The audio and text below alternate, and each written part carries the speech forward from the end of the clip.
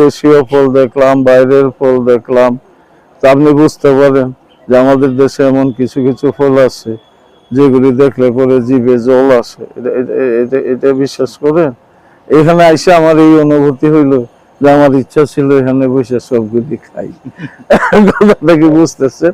তো এই অনুভূতি নেই, সময়ের কারণে আমি থাকতে পারলাম না, খাওয়াটা আমার হইলো না। গৌরমরা ফল চাষ সংরক্ষণ করো 12 মাস, এই প্রতিপাদ্যকে সামনে রেখে আমাদের বাংলাদেশে এই বছরে 18 জুন থেকে 20 জুন আমাদের 3 দিনব্যাপী জাতীয় ফল মেলা অনুষ্ঠিত হচ্ছে। তারই প্রেক্ষিতে ধারাবাহিকতা আমাদের জেলা পর্যায়ে এবং উপজেলা পর্যায়ে আমাদের এই প্রতি সপ্তাহে সর্বোচ্চবার বিকাশ পেমেন্টে 50 জন হবেন পেমেন্ট চ্যাম্পিয়ন। জিতে নিন টিভি সহ আকর্ষণীয় সব প্রাইজ। প্রত্যেকটা উপজেলা এবং আমাদের জেলা পর্যায়ে ফল মেলার আয়োজন করা হচ্ছে।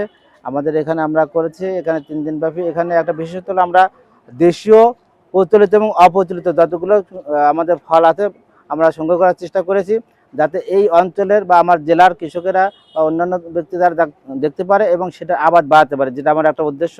আরেকটা হলো যে আমরা যেহেতু আমরা কমার্শিয়াল আমাদের কৃষির দিকে যাচ্ছি, এখানে আমি বেশ কিছু কয়েকটা দেশের আমরা বিদেশি জাতের আম নিয়েছি, যারা শৌখিন চাষি এবং অগ্রগামী চাষি, উদ্যোক্তা চাষি, তারা যাতে এগুলো দেখে তারা উদ্যোগী হয় এবং এই ধরনের আমের যাতে সম্প্রসারণ হয় আমাদের দেশে, যাতে আমাদের ফসলের আমাদের উৎপাদন বৃদ্ধি পায়। পাশাপাশি আরেকটা বিষয় হলো যে আমাদের সংরক্ষণের কথা বলা হচ্ছে।